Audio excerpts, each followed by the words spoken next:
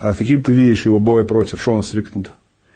Будет хороший бой. Но я уже говорил ребятам тоже здесь на сборах, если Хамзат сможет, может быть, это будет очень легкий бой, а может и они если 5 раундов продлится, я думаю, чуть придется сильно попотеть, не как с этим Диплеси, который лежал на спине и не вставал. Но я думаю, Стрикленд будет стараться вставать там и будет подниматься и опять драться. Пацаны просто с ним работали, кто в этом экстрим-культуре в Вегасе. Они говорят, его валишь, говорит, а он постоянно старается встать. Даже я у Рамазана спрашивал, как-то общались с Курамагомедовым, мы недавно вместе летали в Европу, и он говорит, я с ним много спарринговал, говорит, он говорит, не лежит, говорит, но я его валю, говорит, но он постоянно встает, говорит, постоянно там начинает опять стойки работать.